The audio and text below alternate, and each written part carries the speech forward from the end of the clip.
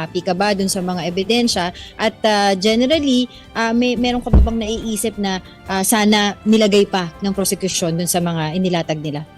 Ako, confident pa rin hanggang ngayon dun sa pagiging trial ready ng prosecution, lalo na sunod-sunod na naman yung pag-refer nila sa ebidensya. So, hindi lang na ito simpleng statements ng mismong presidente. Ngayon, iniisa-isa nila yung mga witnesses nila. Kung kahapon, parang 3 pa lang yung witnesses na binabanggit. Si P1, si P2, P26.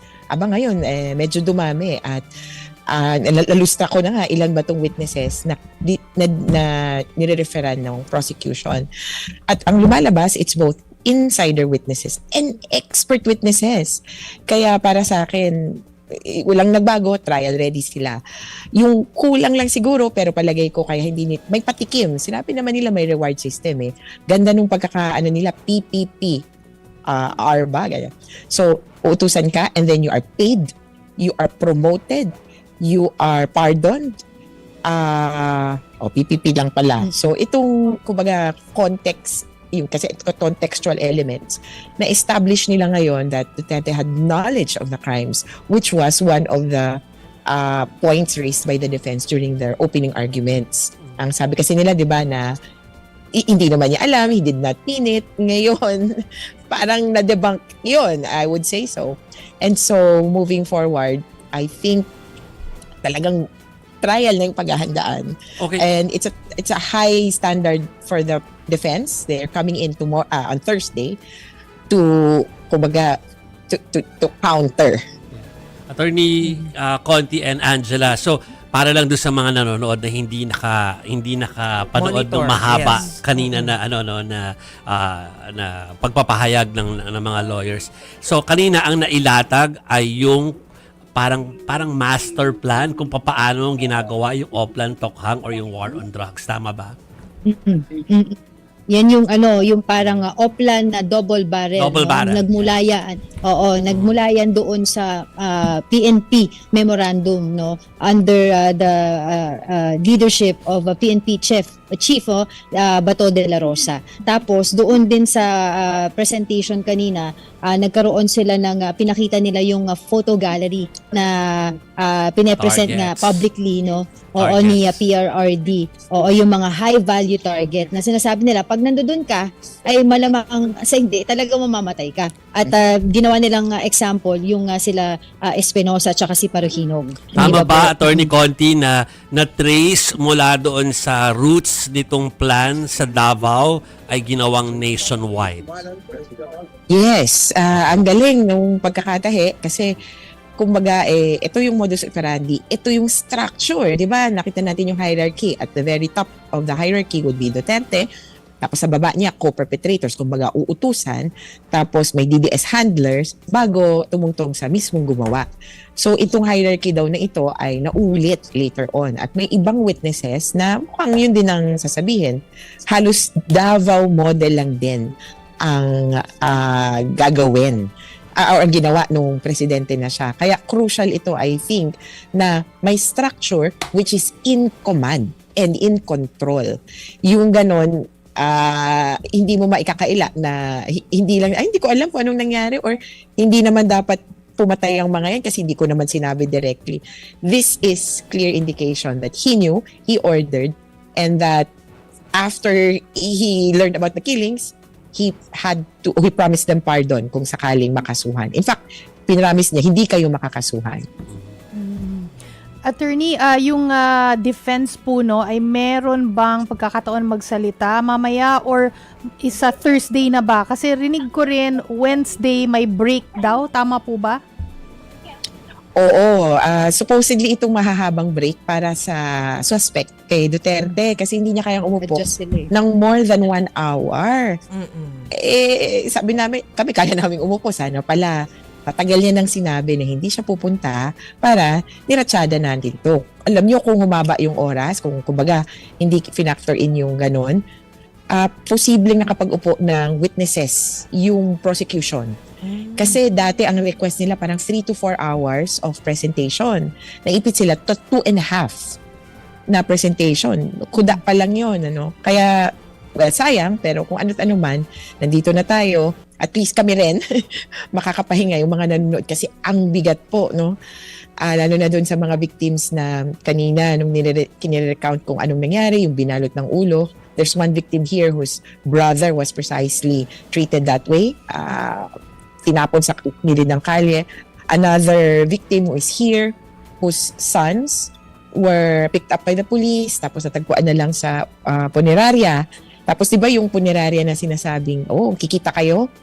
Sinisingin sila ng parang 170,000 ba yun? For 2 bodies. Tapos kailangan mong, binanggit kanina, no? Para kang nakikipag-bargain na parang isda sa palengke. Ganon. Pinababaan namin yung singil na para bang kami pa yung may, kumbaga, kami talaga ay hindi deserving ng quote-unquote discount. Okay. So ngayon po, go ahead, Angela. May tatanong ko lang din sana kay Attorney Cristina Conti kung since kayo po ay isang trial lawyer, how admissible yung mga videos na ipinakita kanina sa prosecution, like yung mga kung pag hindi bumunot ng baril, barilin mo. Pag bumunot ng baril, barilin mo. Pag hindi bumunot, barilin mo rin. So, at this point, it's not an issue pa of admissibility per se. Kasi, clearly, when you talk about admissibility, its relevance, its materiality. Clearly, these are all material. They are all and relevant related to the war on drugs. Pero siguro yung isang aspect kasi ng authentication, yung parang, di ba sa trial, una muna, somebody has to identify it before it is marked, before it is offered, etc. Yung ganon, sa trial pa yon. Ito, sapat na ito. At yung kinukumbinsin natin ng judges na magbukas nga ng trial. Sa totoo sa Pilipinas, ang tawag nga natin or ang equivalent pa nito, PI. Sa PI, hindi pa ganun ka-stick to sa rules of evidence, di ba? Basta papakitaan mo ng, sa preliminary investigation, ito yung sa harap ng piskal. Kinukumbinsin mo si piskal, wala namang kaso. Parang ganun din dito, medyo iba lang, dahil judges ang kinukumbinsin natin. So, hindi ganun ka-stricto or hindi ganun ka-specifico na, is this document authentic? Is this document inadmissible? Pero dun sa 2 factors lang, admissibility of relevance and materiality, pasok to. Attorney, naalala ko before the confirmation of charges, parang yung both camps, no, the prosecutor and the defense, no, ay yung prosecution pala tsaka yung defense laid all their cards out on the table. I'm not sure if it was mga ebidensya o yung mga witnesses. So, given that na may alam na din po yung both camps, no, kasi the ICC wants the truth nga, alam po ba natin kung anong klase mga ebidensya ang ilalabas o pag-uusapan ng defense team? Well, hindi disclosed sa public. So, medyo surprise yun yung bahaging yun. Yung mga ebidensya ngayon, sa totoo, sa prosecution, hindi ko masabing surprise, kasi nakita na natin yan dati. Pero yung kung paano siya ipakete, kung ano yung specific clips, yan ay kumbaga bago sa atin, yung order. Although yung iba, may bago sa aking paningin, lalo na yung mga Davao videos and clips. Pero sa defense, ang intindi ko, they have, in a sense, fewer number or items of evidence that are available or that they have marked for evidence. Sa defense, sa prosecution kasi 5,000 na mahigit na items. Sa defense, I have to check, pero a bit less. So, tingnan natin kung anong kalalabasan. Pero sa pagkakaintindi ko, nung unang opening pa lang, di ba, ang sinasabi ng defense, they will be using some of the same evidence, meaning the statements. Kasi sa isang statement, may parte na sasabihin niya ganito, tapos may parte na exonerating. Yun ang gagamitin ng defense. Posibleng yung same videos na papakita, later clip. So, yun ang isa na mukhang obvious na ipapresent ng defense sa Thursday naman. Attorney, alam ko ay hindi pwedeng makipagkita si dating Pangulong Rodrigo Duterte sa kanyang mga anak, sa mga kapamilya po, no? Pero pwede ba sila mag-usap through phone? Yes. Sa pagkakaalam ko nga, unlimited sa lawyer. Tapos dun sa kapamilya, up to 200 minutes of phone calls na libre. Beyond 200 minutes, may bayad na yata. Pero Hindi ko alam kung ina-avail nila yon. Of course, hindi tayo privy dyan sa ganyang information. Okay. Attorney, para doon sa mga kakatutok lamang po, so naka-break lang ngayon, pansamantala, yung ang tawag dito, confirmation of charges na sa ICC. Sa pagre-resume po mamaya, ano na po yung i-expect natin? Nagsimula kanina yung common legal representative of victims na mag-present ng submission on the arguments. At Yes. Ay, nawala. Sana Sina mabalik attorney. natin. So, kanina, Ayun, ayun. hello? Okay. Yeah. Ayan na, okay. Yan, So kanina binigyan sinimulan na yung pagsasalaysay ng mga biktima, yung experience nila. Tatapusin lang ni Paulina Masida from the Office of the Public Counsel for Victims yung sinasabi niya. Tapos she will turn over the podium to Attorney Gilbert Andres Yun na nga. sa Common Legal Representatives of Victims din. So victims ngayon, dyan tayo mag-e-end. Sa susunod na session na natin maririnig ang defense. Okay, i-clear ko lang yan before my next question to Attorney Cristina Conti at saka kay Angela. No? I-clear lang natin na baka kasi maghanap ng detalye ang mga viewers, lalo yung mga supporters ng dating Pangulo. Wala pa po gagawin yung depensa ngayon. Sa Thursday nyo pa po i-expectin yan. Baka kasi hanapin nyo, ba't di namin inuulat? Wala pa po Wala silang pa kasi. sasabihin. Oo, Ang hindi pinag-uusapan by turns ito. by turn. So, ang Actually, pinag-uusapan Thursday natin, and Friday. ang pinag-uusapan natin na ngayon, tsaka yung kahapon pantay. Yung ngayon po ay yung pong presentasyon ng prosec at saka ng mga victims. Okay. Alam nyo, Jovi, ano to, 3 round. mm, Nasa second round tayo, medyo Second. mahaba. yes. Per turns. Yes. Yung third round, ay doon siguro yung same day nating maririnig. Yung katulad ng first day, sa Friday yon. Sa Friday. So, tig 30 minutes na round, kumbaga, lahat maririnig natin in one single day. Pero, again, there's Thursday. Thursday. Parang closing statement nila. Correct, Closing correct. statements. Yung closing statements, mukhang dyan ano bang term na Tagisan. dapat gamit? Oo, kasi, kumbaga, lahat ng sinabi, isisiksik mo, ikukontra mo sa closing Encapsulate. statement. Encapsulate. Okay. Oo. So ito, kahapon na-interview kayo nila Angela dyan. At nakita ko yung mga interviews at sinabi nyo kahapon na after hearing the things na nasabi kahapon, parang sure kayo na this will go to trial. Parang wala nang question. Walang nagbago. After today, Yes. wala bang nabago doon sa inyong pananaw na this will go to trial after this confirmation of charges hearing? Walang nabago, lumakas pa nga ang presentation kanina ng contextual elements. Kumbaga, ito ba, lahat ng elemento ng krimen ay naganap. Yung pagkakalatag kanina, clear as day. Kaya kami, naghahanda na lang kami sa susunod na yugto, sa totoo lang. So yung trial na pinaghahandaan, Attorney Cristina Conti, ganun ba? Oo, sana later in the year or early 2027. So may possibility na hindi sasagarin yung 60 days before they decide?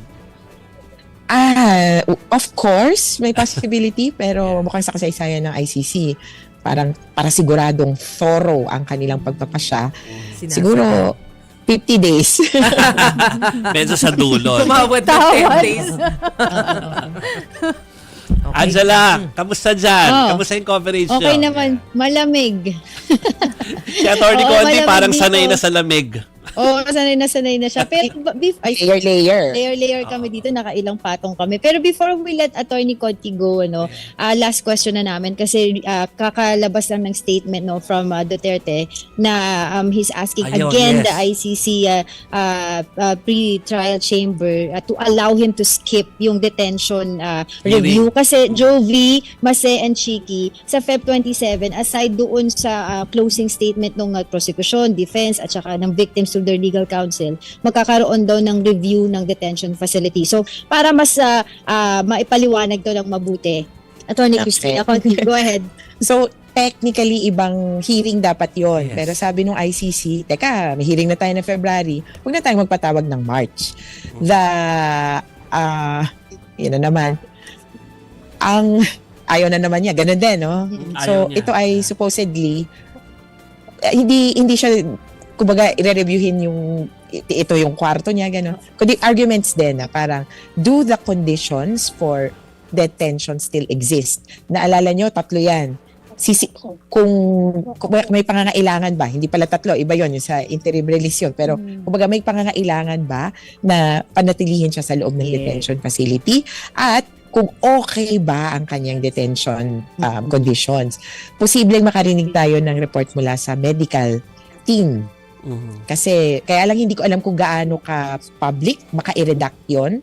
Kasi syempre privacy, pero posible ding makarinig tayo ng patungkol sa anong kalagayan niya doon, like baka pwedeng pumunta kasi doon yung custodial officer, sasabihin niya okay naman siya, ang gising namin 7 o'clock wake up time, lalabas siya, ilalock up lang kapag kakain, tapos wala namang problema. Posibleng mabanggit din yung pag-debunk ng ilang mga sinasabing nadulas, na coma, ano ba? Na-unconscious, wag na pan-coma, sorry. At saka also, di ba, Attorney Conti, para din ma-justify yung ICC na nasa kanila pa rin siya, yung akusado o yung respondent na nasa kanilang, kumbaga, kustodiya pa rin. Kaya kinakailangan, every certain period of time, i-review yun. Ano lang talaga yon? Is the detention still necessary? Yes. So, hindi siya dadalo doon na ayaw niya pumunta. Ano? Pero kakailanganin pa ng separate approval ulit ng ano yan ng korte, ng pretrial chamber. So, sinasabi ba natin na may possibility na sa Friday makikita ng mga supporters niya ang dating Pangulo? Yes. Kahit nga sa Thursday, ako sa kanya, sisipot ako eh. Di ba? Kasi depends. Thursday yun eh, di ba? So, choice talaga niya, sa totoo lang. Pero itong sa detention review, tingnan natin kung anong kalalabasan ng decision ng judges. Pero posibleng i-grant din dahil, kumbaga, it's one entire proceeding. So, kung absent na siya nung Monday to Thursday, bakit siya pipilitin or bakit pa i-deny yung request ng Friday? Okay. Okay. 1 hour lang naman tong detention review. Yes. Oo, Okay. Sige. Thank you. Maraming salamat, Attorney Conti. Okay. Angela, thank Angela, you. thank you. Thank Thank you.